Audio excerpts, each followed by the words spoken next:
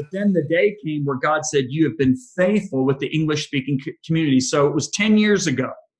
We were in over 25,000 churches in America, over 1,000 churches in Australia, over 500 churches in England with all of our curriculums, 1.5 million curriculums. So we're talking Beta Satan, Undercover, Driven by Eternity, all these different books.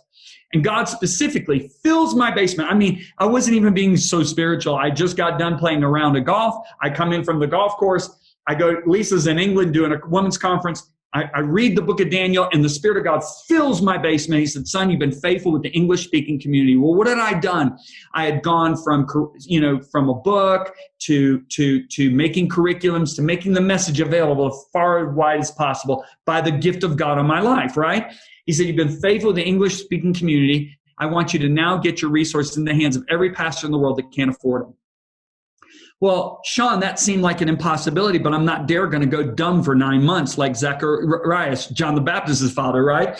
So now today, 10 years later, it literally looks possible because in the last 10 years, by the grace of God, we've been able to give over, this seems almost like too surreal to be real, but we've given away over 41 million resources to pastors and leaders in 226 nations. That's all but 14 nations of the world in over 111 languages. I mean, and now we've just developed a $2 million app where just with the push of an iPhone, a pastor in Iran can send the Beta Satan curriculum and the Beta Satan book to every single person in his underground church for free in Farsi. And so now and that's launching next month in December. Now I'm really realizing that this can actually happen. So as a 61-year-old, I could have said, I'm an international bestseller. I've had all these royalties come in, but there's a drive inside of me that goes, no, I'm supposed to continue to multiply. And here's the thing that makes me so sad, Shaun, and I'm sorry if I'm rambling on too long, but it's just pouring out of me right now. So I hope you'll give me grace for this. But let's just stop and think. What do you think? What I want to ask all your listeners. What do you think when somebody says, "Oh, he's got a call of God on his life. Oh, she's got a call of God on her life"? Well, immediately we think of somebody that's called to the mission field, somebody that's going to be a worship leader, somebody's going to be a pastor, an evangelist. How sad. Because only about 3, 4, 5% of the people end up doing that on a vocational level. Where does that leave the doctor? Where does that leave the businessman? Where does that leave the single mom who stays at home with her child, right? The fact is, every one of us have a call of God in our life. And to accomplish that calling, we have been given unique gifts. And those gifts are actually supernatural. They're God's abilities, just as my ability to write.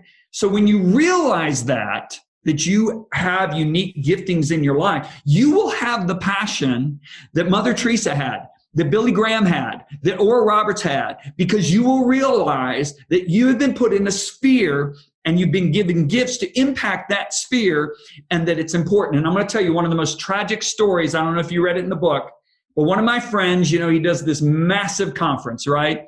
And he has a massive church. He has over 30,000 people in his church. Well, every year he does a leadership conference, right? And all these pastors flying from all over the country and around the world.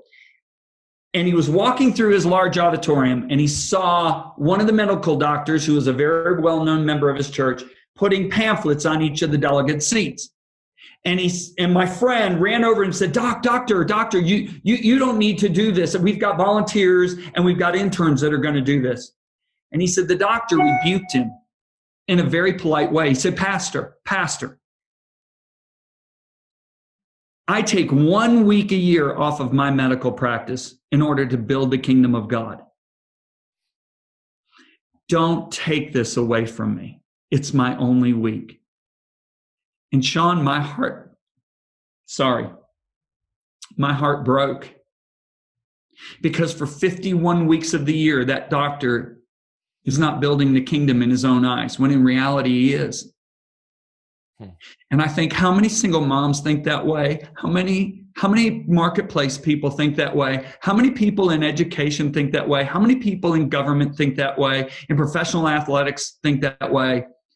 They think that you and I are building the kingdom and they're just earning a living. So they have separated the sacred from the secular, and they only get sacred whenever they're in church an hour and a half a week or when they're listening to a podcast like this.